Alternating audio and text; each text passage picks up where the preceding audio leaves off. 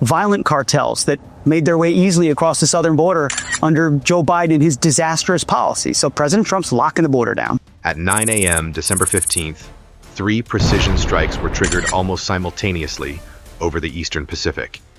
Within seconds, 3 moving vessels were hit, their routes cut off before any warning could be issued or any evasive action could begin.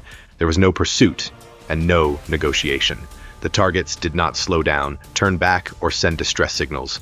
They were destroyed where they were in international waters by weapons launched from far beyond visual range. According to the U.S. Southern Command, all 3 boats were eliminated, and at least 8 people were killed during the operation, a figure later confirmed by reporting from AP News and Reuters based on official U.S. military statements. What makes this incident stand out is not only the speed of the strike, but the fact that it was never meant to be an arrest. This was not a boarding operation, a warning shot, or a routine counter-narcotics intercept. U.S. officials described it as a deliberate and pre-authorized military action, carried out after long-term surveillance of vessels believed to be moving along well-known drug trafficking routes across the eastern Pacific. By the time the missiles hit, the decision had already been made days, if not weeks, earlier. The ships had crossed the line that mattered, and the U.S. Navy was waiting. This moment marks a turning point in how drug trafficking at sea is being handled, and the deeper story behind it is far more complex than it first appears.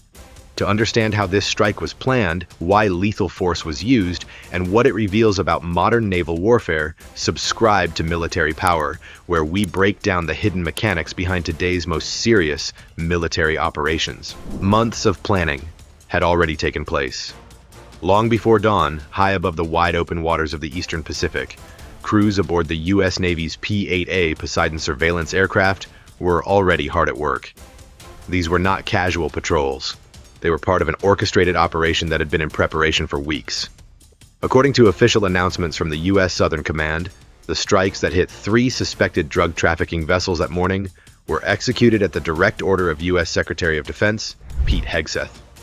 The Joint Task Force responsible, known as Operation Southern Spear, had been granted authority to use what the military calls lethal kinetic strikes, a term that made it clear these were not warnings or chase sequences, but full-force military actions against moving targets. To understand why this moment was chosen, it helps to picture what was happening in the skies well before the explosions. The Poseidon platform is more than just a plane. It is a high-tech sentinel. For days, these aircraft had been flying repeated circuits over a vast stretch of ocean, tracking 3 specific vessels suspected of involvement in narcotic smuggling. The crew wasn't just watching shapes on a screen. They were tracking subtle shifts in speed, course corrections, engine heat signatures, and patterns of behavior that distinguished these boats from ordinary fishing or cargo traffic. P-8S combined advanced radar, infrared sensors, and communication systems that let commanders piece together a real-time picture of what was happening below. Every alteration in direction or speed was logged, analyzed, and compared with intelligence about known drug trafficking routes in the Pacific. From the earliest stages of the mission, this was never a police action. Instead, it was a pre-authorized military plan, meticulously calibrated to unfold when specific conditions were met. The U.S. military had identified these vessels as part of established narcotics routes, with intelligence suggesting links to organized trafficking networks, what Southcom described as involvement in narco-trafficking operations. In other words, commanders weren't waiting to see if the boats might be guilty or could be intercepted. They moved only when the data met the criteria set out in months of planning and preparation. This waiting game required patience, precision, and confidence in the evidence collected, both from aerial surveillance and satellite feeds, and from intelligence shared across agencies. The Poseidon crews were essential to this, feeding continuous updates back to the command center. Every moment, every position change was scrutinized. They were looking for one key thing: confirmation that the vessels had entered international waters where the rules of engagement permitted a kinetic strike. Once that threshold was crossed, there was no ambiguity left. That was the moment when the green light was flicked on. The decision to strike was not made lightly. Behind it was a strategy to shift how the U.S. confronts maritime drug trafficking, embedding military action into what had once been seen strictly as law enforcement territory. In this context, Operation Southern Spear and the role of weapons like Poseidon redefine what a naval campaign can look like in the 21st century. This was not an impulsive reaction to a fleeting sighting.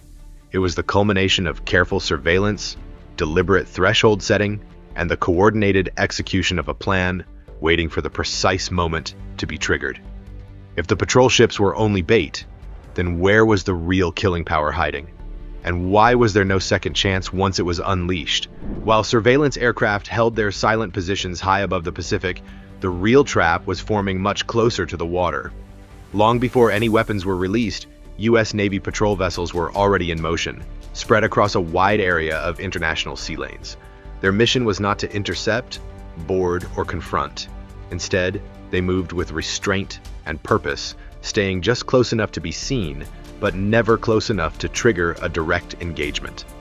According to reporting from AP News and Reuters, U.S. naval forces involved in Operation Southern Spear deliberately avoided traditional interdiction behavior. There were no warning calls over maritime radio, no flashing lights, and no attempt to force the vessels to stop.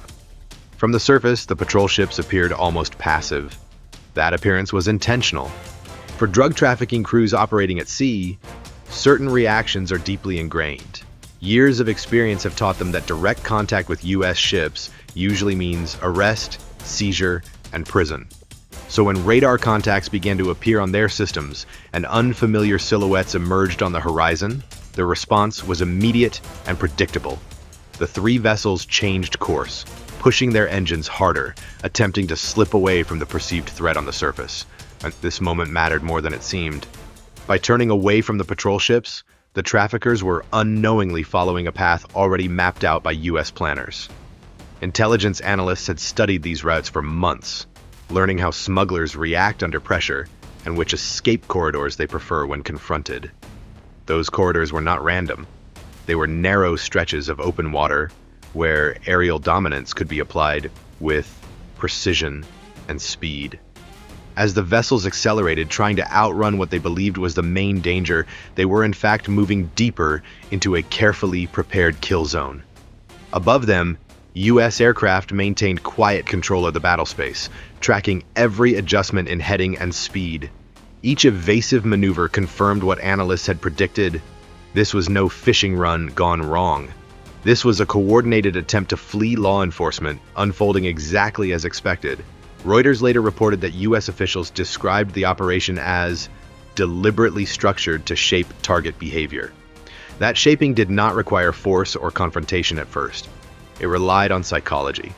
The smugglers saw the patrol ships and assumed the threat was coming from the surface. They never looked up. From the perspective of U.S. commanders, this phase was about patience. The patrol vessels continued on steady courses, never closing the distance too aggressively, never breaking the illusion. Every mile the traffickers ran, every knot of speed they added, placed them farther from help and closer to isolation. The ocean around them offered no cover, no ports, and no civilian traffic to hide among. At this stage, timing was everything. Acting too early would have scattered the targets. Acting too late risked losing control of the engagement. So the Navy waited. Surveillance feeds confirmed that all three vessels had committed to their escape routes.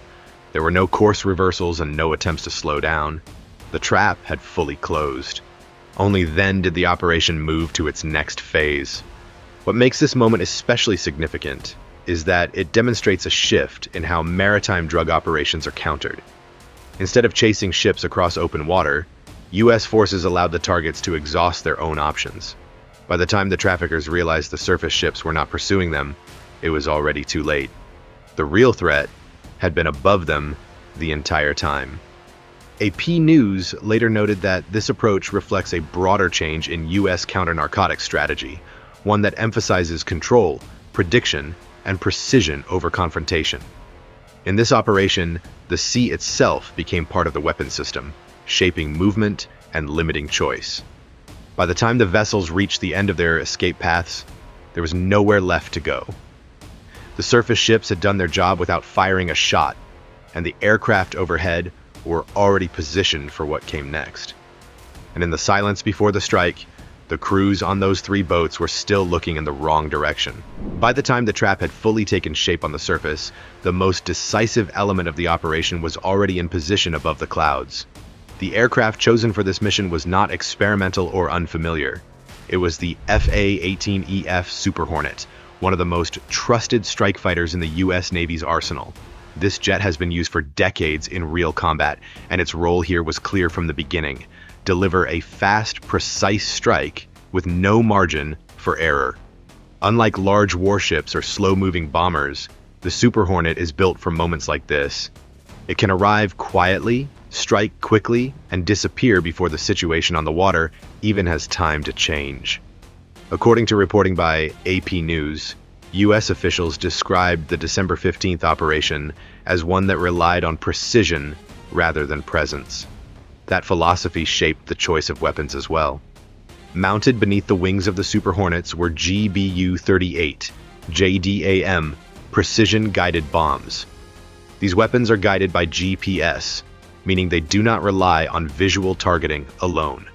Once released, they follow coordinates with extreme accuracy, even against moving targets.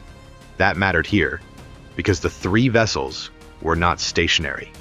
They were still underway, still trying to escape, and still unaware that the danger was no longer coming from the horizon, but from directly above. The GBU-38 is designed for exactly this kind of mission.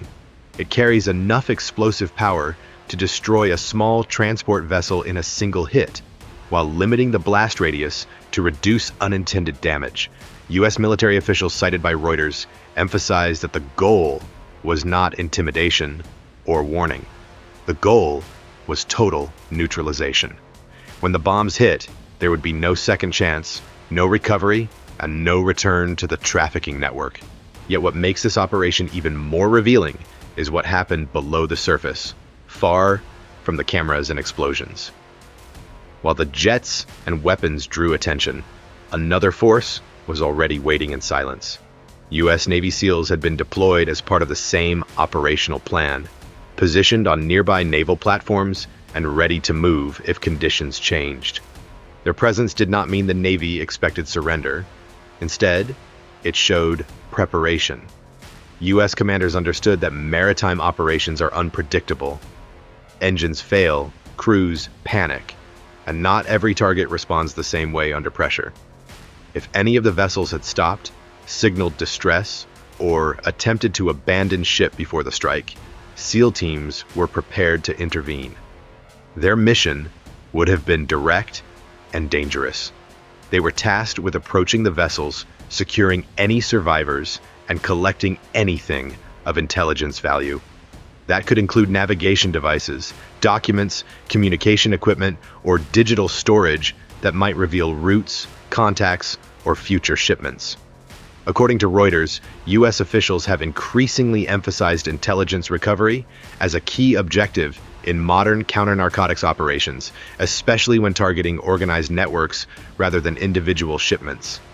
This dual-track planning reveals the true nature of the mission. It was not a reckless use of force. It was a layered operation, designed to adapt in real time. If the situation shifted towards surrender, the SEALs would move in. If the vessels continued to flee, the airstrike would proceed as planned. Either way, the outcome would remove these ships from the drug trafficking pipeline. In the end, the moment never came for boarding. The vessels did not slow down. No white flags appeared, no distress signals were sent. The conditions that triggered the strike were met exactly as anticipated. When the Super Hornets released their payloads, the SEAL teams remained on standby, watching events unfold from a distance.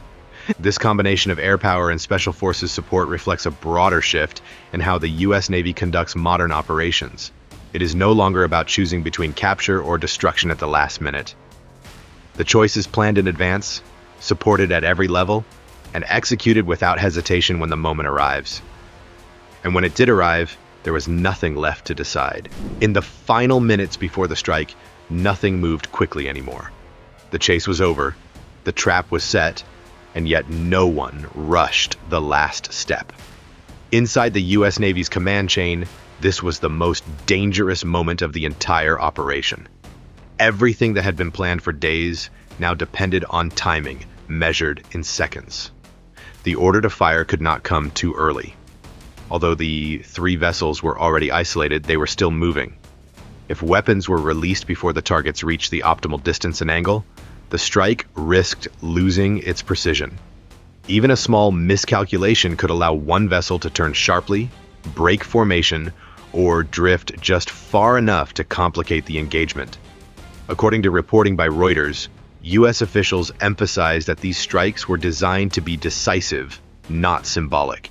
That meant waiting until the probability of success was near absolute. At the same time, waiting too long carried its own risks. On open water, nothing stays still. A sudden change in speed, an unexpected turn, or a mechanical failure could alter the geometry of the attack in seconds. Worse, if the crews on the vessels sensed something different, not from the patrol ships, but from above, they might scatter. One wrong second could collapse the entire operation. This is where pressure peaked. High above the Pacific, pilots in their aircraft held steady, watching the same digital feeds as commanders on the ground and at sea. Every update mattered. Course lines were redrawn in real time. Speed changes were called out immediately. The 3 targets had to be aligned, not perfectly in a straight line, but close enough that all weapons could be released in one coordinated window. That synchronization was critical.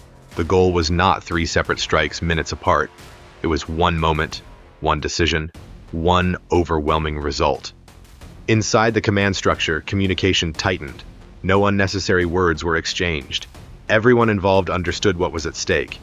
The operation had already crossed the political and strategic threshold described by AP News as a militarized counter-narcotics action. There would be no second attempt and no correction afterward. Once the order was given, events would move faster than anyone could stop them. For the pilots, the tension was physical. They were not reacting to an enemy firing back. They were waiting. That kind of waiting is often harder. Fingers hovered, eyes fixed on data rather than the horizon. The aircraft were already in position, weapons armed but not released. Fuel, altitude, speed, and distance all had to line up at the same moment across multiple platforms.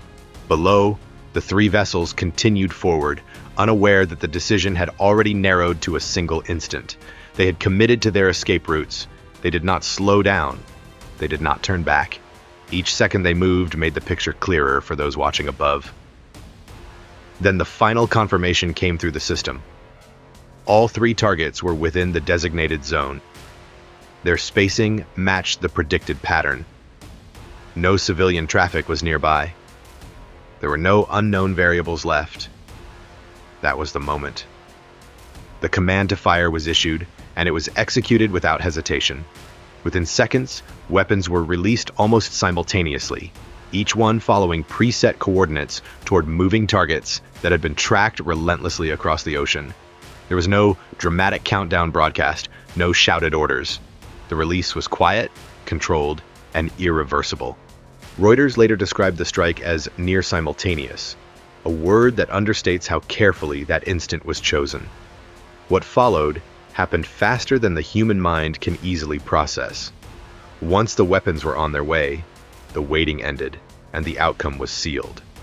In modern warfare, destruction often looks sudden, but moments like this reveal the truth behind it. The most decisive second of the operation was not the explosion. It was the pause just before it, when everything depended on choosing the exact right moment to let go. When the weapons hit, there was no window for reaction. The 3 vessels never slowed down, never turned sharply, and never sent a distress call. The strike arrived faster than human response. Within seconds, the sea surface erupted, and the operation shifted from tension to irreversible outcome. In the moments after impact, the scene on the water changed completely. Flames spread across the decks as fuel ignited, and thick smoke rose into the open sky. Hulls that had been cutting clean paths through the Pacific only seconds earlier were now torn apart, their structures split, scorched, and collapsing inward. Witness imagery later released by U.S. authorities showed debris scattered across a wide area, fragments of metal floating beside dark burn marks that stretched across the surface of the water. Cargo did not remain contained. Containers and packages were thrown from ruptured holds, tumbling into the sea and drifting among the wreckage. Some items burned as they floated, others sank almost immediately, pulled down by weight and damage. The water around the strike zone was no longer empty. It was cluttered with shattered remains, smoke, and movement that slowly faded as the fires burned themselves out. This phase of the operation was not chaotic. It was controlled. Within a short time, U.S. backup teams arrived by high-speed boats, approaching cautiously from multiple directions. Their task was not combat. It was confirmation. According to reporting based on official U.S. military briefings, these teams moved to secure the area, establish a safety perimeter, and assess what remained usable or recoverable. Anything still afloat was documented and, where possible, collected. This included fragments of equipment, personal items, and other material that could later be examined for intelligence value. The priority was clear. The vessels were not to be salvaged, repaired, or reused. Their role in the trafficking network had ended permanently. The teams verified that no vessel could be returned to service, no engines restarted, and no hull stabilized. Once that confirmation was complete, the mission entered its final stage. Only after the smoke cleared did official confirmation follow. According to U.S. Southern Command, all 3 vessels were destroyed, and at least 8 people were killed during the December 15th operation. Those figures were later reported by AP News and Reuters, citing Southcom statements released after the strike. The military did not release names, nationalities, or detailed personal information, but emphasized that the targets had been operating along known drug trafficking routes in the Eastern Pacific. This incident did not stand alone. Southcom confirmed that within the broader framework of Operation Southern Spear, the total number of deaths linked to airstrikes on suspected drug trafficking vessels has reached at least 95 people. That number reflects multiple operations across the region, not just a single event.